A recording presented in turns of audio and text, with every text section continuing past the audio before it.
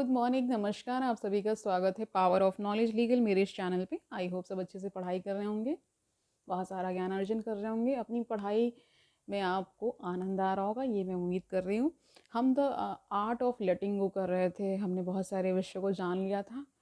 अब हम स्ट्रैटेजीज़ इसकी जानेंगे, है ना। स्ट्रैटेजी टोटल इसमें 21 स्ट्रैटेजी दे रखी हैं, उसको हम जानेंगे। आज हम पहली रणनीति को ले रहे हैं। स्ट्रैटेजी को हिंदी में रणनीति बोलते हैं। तो पहली जो रणनीति है, जाने देने का निर्णय लें। तो ये बहुत ही महत्वपूर्ण पार्ट है आपकी जो भी लाइफ में स्ट्रगल्स हैं, है ना। तो एक समय ऐसा आता है जहाँ पर थोड़ा सा शांति से, धैर्य से बैठकर ये सोचना पड़ता है कि अब ये समय आ चुका है कि हम उस स्थिति को, उस अपनी जो जिद करके बैठे थे उसको जाने दें। तो आज का जो कोट है वो लिंडन बी जॉनसन का है। वो क्या कहते हैं जानते हैं।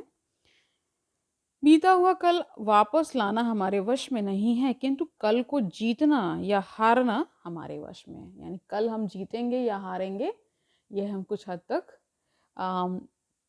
कंट्रोल में ले सकते हैं, है ना। कह सकते, क्योंकि कोट है, कोट थोड़ा प्रभावी, थोड़ा सा आकर्षक और एनर्जेटिक लगना चाहिए ना, कि वो आपके अंदर एक स्फूर्ति, एक तेज ला दे कि हमें ऐसा करना चाहिए।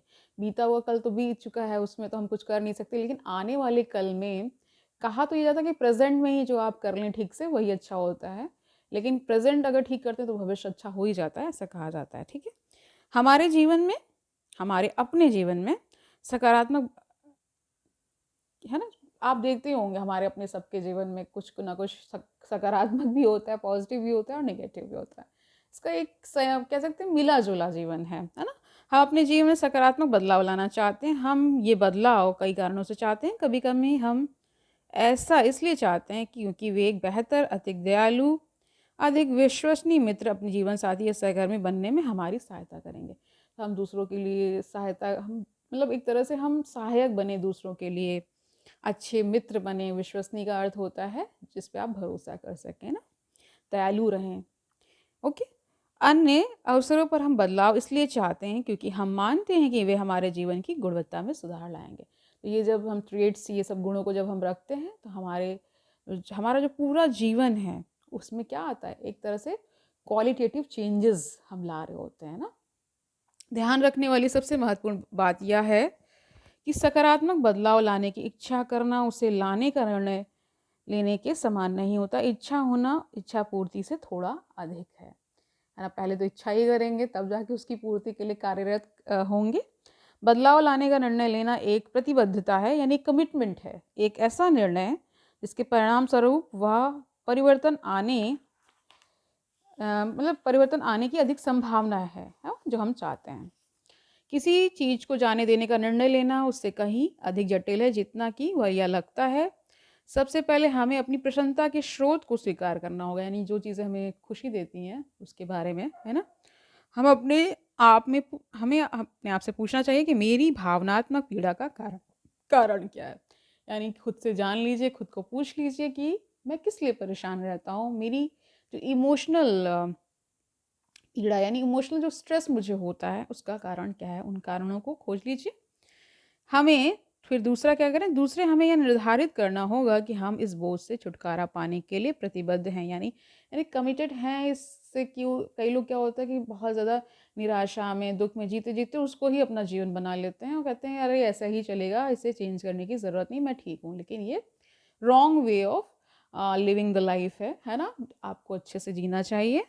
यहाँ हमें अपनी प्रतिबद्धता को बढ़ावा देने के लिए प्रेरणा की आवश्यकता होगी। आइए अपने आप से पूछें, जब मैं इस दर्दनाक स्मृति, पछतावे या हताशा से मुक्त हो जाऊंगा तो मेरा जीवन किस तरह से बेहतर होगा। देखिए, ये जो सारे जो चर्चाएं हम कर रहे हैं काफ़ी दिनों से, इन सारे बुक्स का मुझे एक ये भी भाव समझ में आता है लिखने का, यही है कि क्योंकि बहुत सारे वो लोग जो इस किताब को लिख रहे हैं, बहुत सारे राइटर्स रहे हैं ना। तो लुई हे थी, है ना, बहुत सारे राइटर्स थे। तो उन्होंने इसलिए लिखा क्योंकि वो भी अपने व्यक्तिगत जीवन में सारे चीज़ों को जी रहे थे। इससे निजात पाने के लिए उन्होंने प्रयास किए होंगे, फिर वो सोचे होंगे कि यार ये सब चीज़ें हम दूसरों तक भी पहुंचा दें, है ना, ताकि हम सब भी उसका लाभ उठा पाएँ। ठीक है, तीसरे हमें उन संभावित कारणों की पहचान करनी होगी जिनके कारण हमारा मस्तिष्क इस भावनात्मक बोझ को जाने देने से रोक सकता है। क्या हम दर्द के साथ पहचान स्थापित करते हैं? क्या हम आत्मसम्मान की कमी से जूझ रहे हैं और इसलिए मानते हैं कि हम क्षमा और खुशी के योग्य नहीं हैं? उन सामान्य कारणों की समीक्षा करें जिन पर हमने भाग 2 में चर्चा की। तो ऑलरेडी हम चर्चा कर चुके हैं, ठीक है? इस बात की अत्यधिक संभावना है कि उनमें से कम एक यहाँ लागू होता है।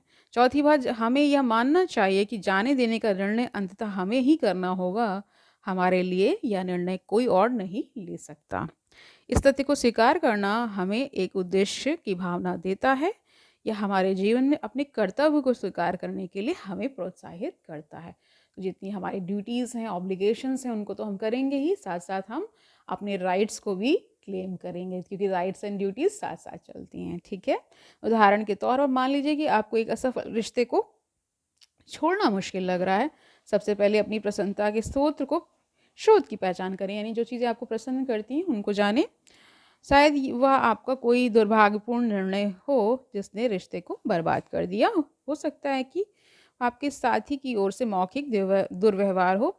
इसके बाद इस बात पर विचार करें कि आप इस दर्द से छुटकारा पाने का निर्णय ले लेंगे तो आपका जीवन कैसे बेहतर होगा। तो सारी चीज़ों को कैलकुलेट कर लीजिए, अच्छे से जान लीजिए, एनालिसिस कर लीजिए, तब आप निर्णय लीजिए। आप कम बोझिल महसूस करेंगे, आपको अधिक आत्मविश्वास महसूस होगा, आप जीवन की संभावनाओं के प्रति अधिक आशावादी महसूस करेंगे। उसके बाद निर्धारित करें कि अपने रिश्ते को पकड़कर क्यों रखा हुआ है आपने, है ना?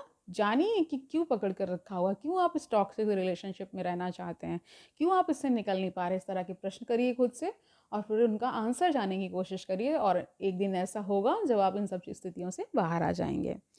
क्या आत्मसम्मान की कमी आपको एक स्वस्थ रिश्ते की तलाश करने से रोक रही है?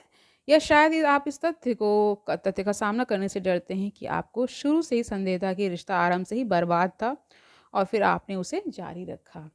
अंत में स्वीकार करें कि असफल रिश्ते को छोड़ने का निर्णय आपका है। आपके पास माध्यम है, आप में यह निर्णय लेने की क्षमता है। अभ्यास करना है, अभ्यास को जान लीजिए, ठीक है? एक ऐसा विवरण लिखें जो उस घटना, निर्णय, रिश्ते या स्मृति को छोड़ देने के आपके निर्णय का सारांश प्रस्तुत करता हो जो आपको दुख पहुंचा रही है। यानी कि पूरा व्याख्यान वो लिखना है जिसमें आप बहुत दुखी हुए थे, आपने निर्णय लिया था कि मैं इस व्यक्ति को छोड़ दूंगा, वो सारा आपको करना होगा। किसी ऐसे स्थान पर चिपकाएं जहां वह आपको दिखता रहे, अपनी डेस्क पर, अपने रेफ्रिजरेटर पर आदि। इस विवरण में उपर्युक्त 4 चरण शामिल होने चाहिए। यह यहाँ एक उदाहरण है। उदाहरण दे रहे, मैं अंततः डैश को जाने के लिए प्रतिबद्धता लेता हूँ। तो यानी जिसको भी छोड़ रहे हैं उसका नाम होगा वहाँ पे। फिर लिखा है दूसरा क्या चरण है, डैश को जाने देने से मैं कम तनावग्रस्त और कम हतोत्साहित महसूस करूँगा। मैं अत्यधिक आत्मविश्वास और अपनी क्षमता के संबंध में अधिक सकारात्मक दृष्टिकोण के साथ अपने बारे में बेहतर महसूस करूँगा। तीसरा चरण है, यह संभव है कि मेरा मन विरोध करे।